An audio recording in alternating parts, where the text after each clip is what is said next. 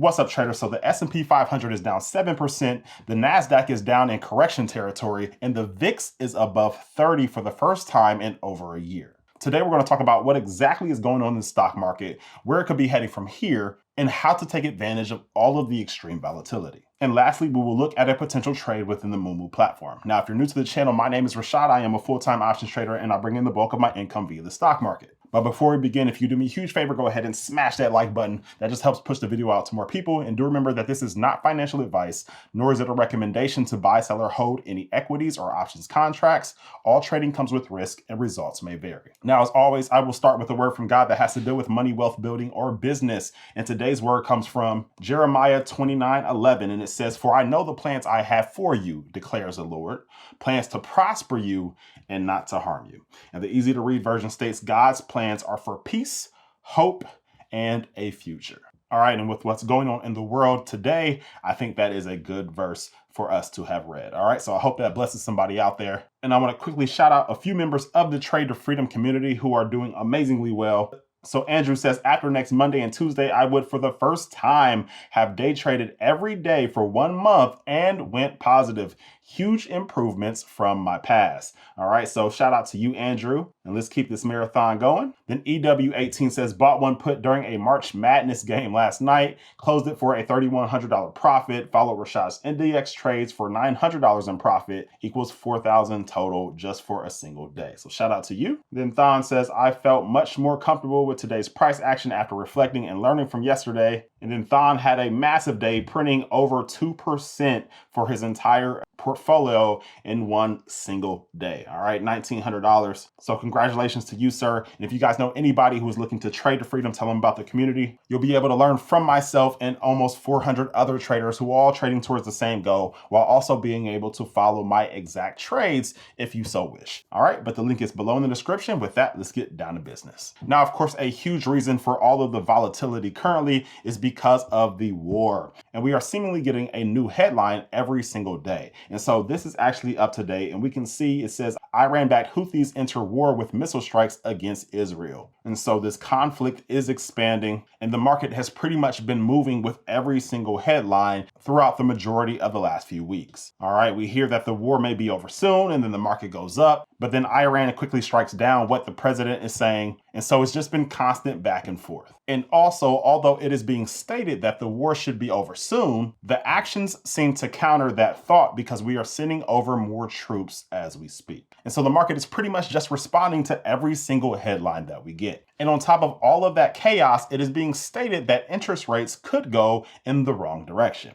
All right, there is now a much higher percentage chance that we get a rate hike this year compared to what it was just a month ago. All right, so here I am at the CME Fed Watch tool, and we can see I have the latest Fed meeting date for this year pulled up, which is December 9th of 2026. And our current rate is at the 350 to 375 mark. And so we can see there is a 72.4% chance that we stay right at the rates that we are at currently. However, you can see there's only a 3% chance now that we are at a lower interest rate. And there's about a 22 to let's say 24 to 25% chance that we are at a higher interest rate at the end of this year compared to where we are now. Now, if we come down here and we look at this chart, we can see that a quarter basis rate hike, which currently has a 22.2% chance, was a month ago a 0% chance. All right, so it is increasing quite considerably, although it is slightly less than it was just a week ago when it was at 25.4%.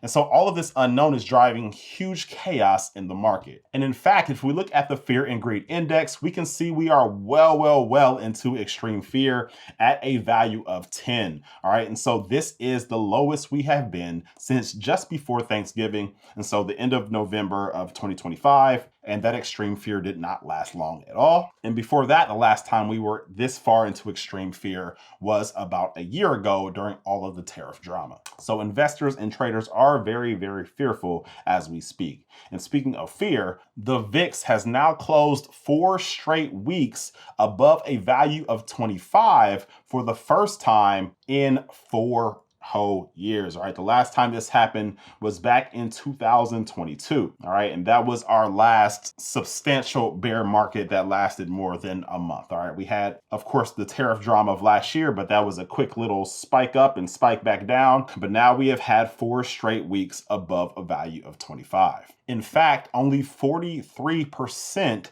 of the stocks in the S&P 500 are trading above their 200-day moving average. And this is the worst that this has been since last May, when, again, we were in the tariff drama era. But of course, that only lasted for a brief period as investors were trying to digest what exactly would occur with the whole tariff situation. And I would say likely the largest company to feel pain right now is Microsoft.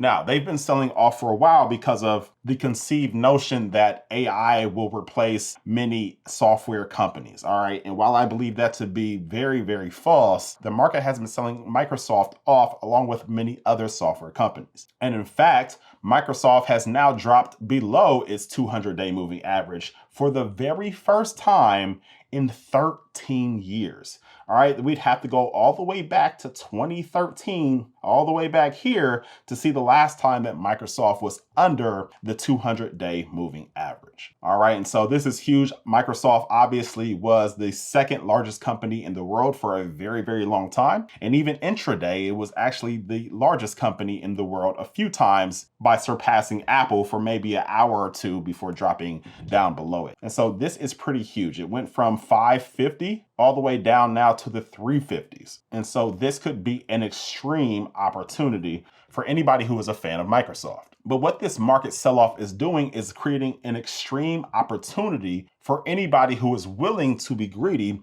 when others are fearful. And speaking of those individuals, usually these are the opportunities where wealthy people will take full advantage of other people's fear. And looking at this data from the Federal Reserve, we can see that the top 1% of US earners now have more wealth than the entire middle class. And so we can see the top 1% literally just past the middle class, but the middle class is going in the wrong direction. All right, it's going down, and that's not what we want to see happen. All right, but what you would just need to do is play the exact same game that the top 1% are playing. And I can tell you that they are looking at this opportunity here and getting ready to create generational wealth. Again, everybody loves to state Warren Buffett, be greedy when others are fearful, be fearful when others are greedy. However, most people do the exact opposite when the opportunity comes forth. And I 100% get it. We are all humans and we all have human emotion. However, some of the best performers in the stock market are those who are able to turn off that emotion when they are trading and when they're investing and stop looking at the short term day to day, because they know that in the long run, they will be the winners in this game. And so let's go ahead and take a look at a way that we could potentially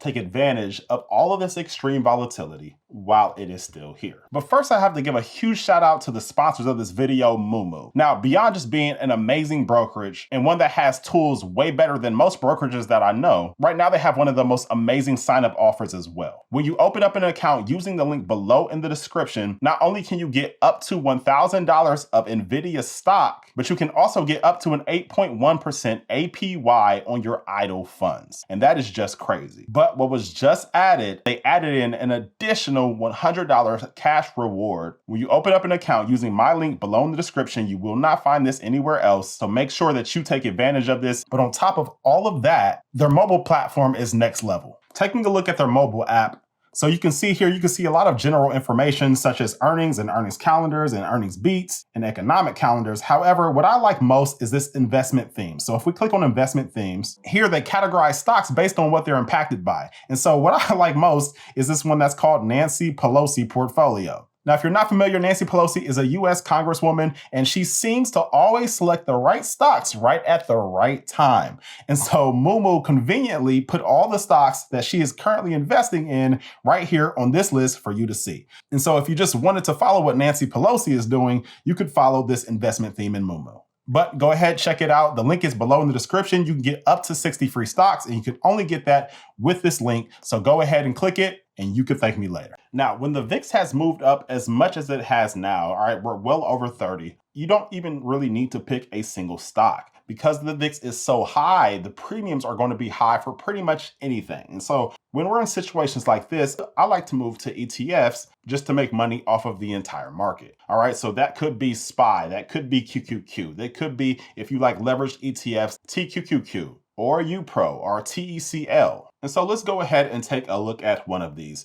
Now remember that this is not a recommendation to trade any of these, and I am not placing this trade as we speak. If you want to see exactly what I'm doing, then come join us to Trade to Freedom, where you can see my actual trades in real time. But let's go ahead and take a look at one of those tickers, and let's go ahead and pull up TECL. Now TECL pretty much follows the tech sector. All right, so it's very similar to the NASDAQ. However, it's more concentrated in those big names. So I believe Apple, NVDA, and Microsoft, those three companies alone make up about 25% of this ETF. All right, so it's much more highly concentrated in those big names. And because of that, it has much more implied volatility. And because of the higher implied volatility, that means the options premiums are typically higher than those other ETFs that we spoke on. All right, so let's go ahead and take a look at this options chain. And here, what I like to do is I want to take advantage of the extreme volatility and enter into what's called an iron condor. Now, with an iron condor, we can make money from both sides. And when there's extreme fear in the market, what I like to do is be a little bit more conservative on the put side while being a little bit more aggressive on the call side.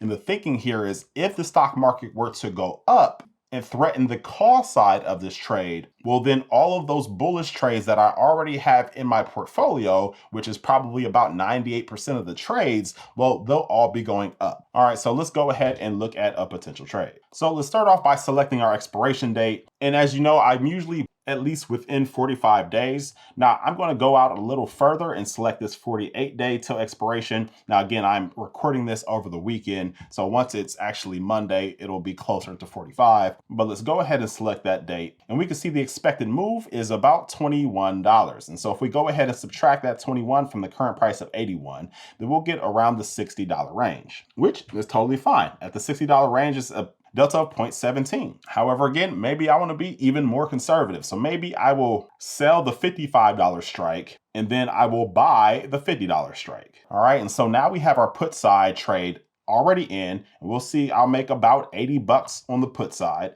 However, now let's go down and select our strikes for the call side. Now, again, we'll follow the same process. We'll take that $21 expected move, which is just the largest move that the options market currently has priced in for this specific stock for this specific date. All right, with all the data that it has right now, is saying, hey, at worst, we see the stock moving up $21 or moving down $21. But if we go ahead and add that 21 to the 81, that'll put us around 102 bucks. And so that sounds about good. Let's go ahead and sell to open the $102 strike. And I may make the call side a little wider with all of the figure in the market. So maybe I come down here and I will buy it to open the $115 strike. All right, so that made it about a $12 wide spread. Okay, but if we look here, I'll be making $360 for this trade with a max loss of 940. And so I'm drastically limiting my downside potential on this trade while having a pretty good risk to reward ratio.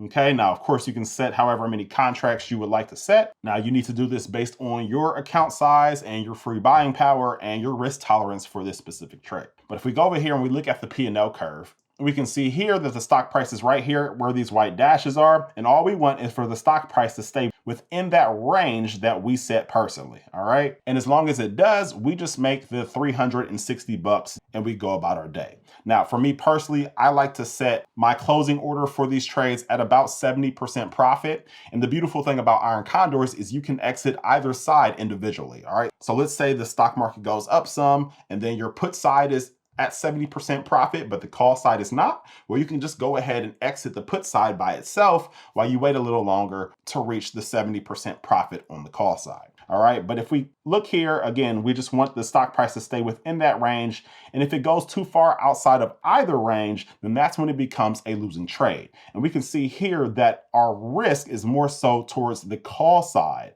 right? So on the put side, if we look here, my max loss, if the stock price were to go under our strikes, would be 140 bucks. All right, 140 is the most that I could lose in the situation if the stock price were to go down below our strike prices. All right, so if the stock market goes down, we have a potential of making 360 with a potential of losing 140. All right. And so that is a very, very good risk to reward ratio. Now, on the flip side, if the stock market were to go up too much, well, then we can see our break even is right here at about $105.60. And again, if it were to go beyond both of our strikes, then it would be at a loss of $940. Now, again, I'm taking more risk on the call side on purpose because I know that my portfolio consists of a ton of bullish trades. And so if I were to begin to lose money on the upside of this trade, I know that all of those other trades have gone up so much in value that I'm not really going to feel the pain from this trade. Now, what you can do to limit your loss to the upside is one, you can always, of course, just set a stop loss on the call credit spread. Or if you have a larger account, then you could potentially just buy the shares of the stock if it were to go up and threaten your strike price, which will kind of make it somewhat like a covered call. Or you can just set the trade to close if it were to surpass a certain point, which maybe you set it to wherever your short call strike is, which in this case was 102. All right, so there's several different ways to go about it. However, this is a pretty high probability trade. And so there is a good chance that we just make our money and we go about our day. All right, ladies and gentlemen, but let me know down in the comments below what you think about the stock market, where you think it's heading from here, and what tickers you are trading currently to take advantage of all of the volatility. And again, guys, I would love to have you in the Trader Freedom community. If you're interested in joining, the link is below in the description. But with that, I will see you guys on the next one. Peace!